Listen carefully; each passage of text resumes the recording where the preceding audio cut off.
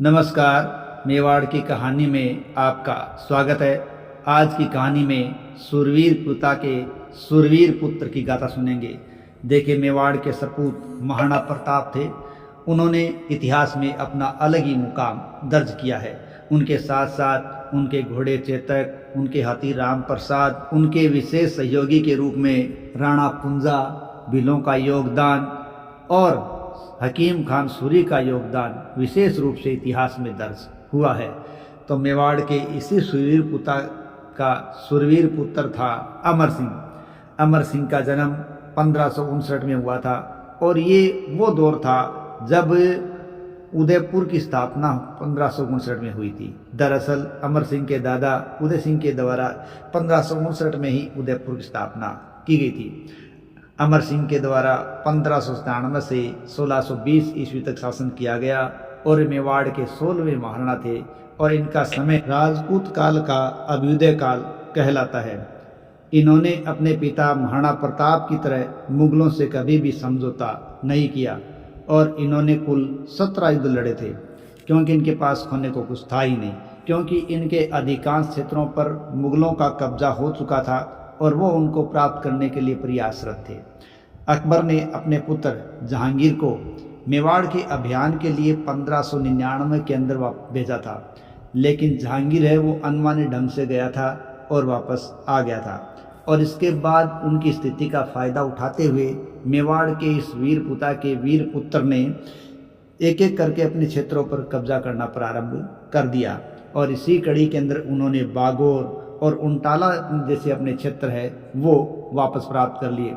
उनटाला का तो अपना इतिहास में अलग ही स्थान है, जिसके बारे में हम अगले कड़ी के अंदर देखेंगे।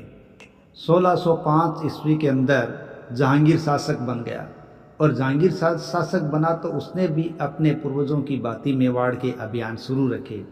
जहांगीर ने सबसे पहले शहजादा परवेज के नेतृत्व में, उसके बाद महाबत खां के नेतृत्व में, अब्दू खां के नेतृत्व में, राजा बसु के नेतृत्व में लगातार मेवाड़ के खिलाफ एक के बाद एक अभियान जारी रखे थे और इन लगातार होने वाले अभियानों से मेवाड़ छिन्न भिन्न हो रहा था और चावंड, मीरपुर जैसे क्षेत्र है अब मुगलों के कब्जे में आ चुके थे। लेकिन अमर सिंह भी कम नहीं था। वो अपने निकलने वाले इन क्षेत्रों की पूर्ति है वो दूसरी तरीके से कर रहा था।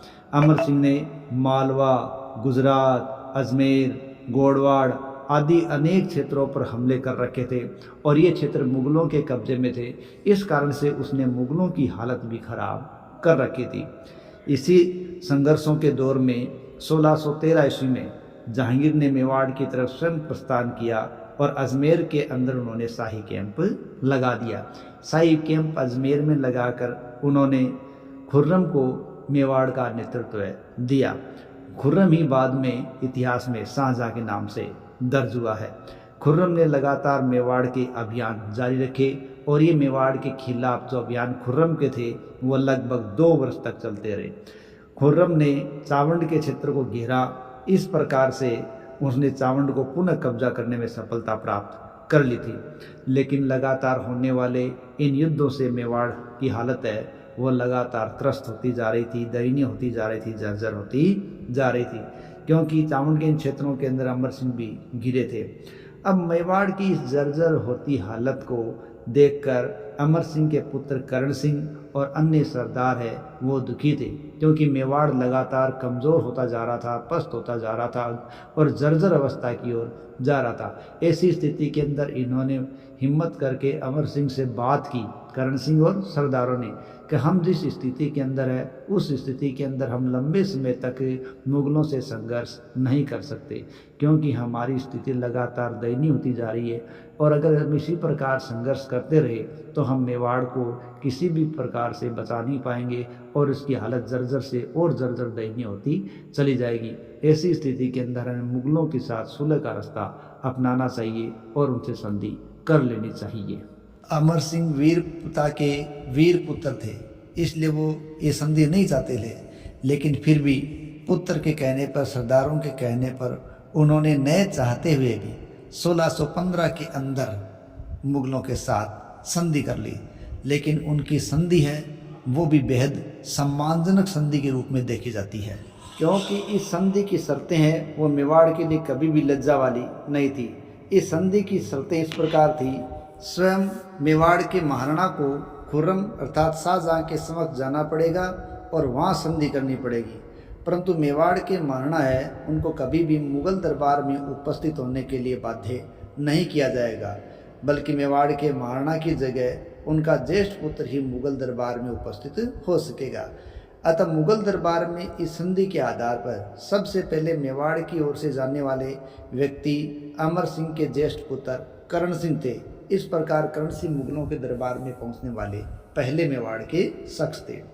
इसके अलावा मेवाड़ को चित्तौड़ का किला है वो मिल गया, लेकिन उनको मेवाड़ को इस चित्तौड़ के किले की मरम्मत कराने की इजाज़त नहीं दी गई थी। इसके अलावा मेवाड़ के संधि की शर्तों में एक अच्छी शर्त भी थी कि मुगल कभी भी मेवाड़ पर वैवाहिक संबंधों को स्थापित करने के लिए दबाव नहीं डालेंगे।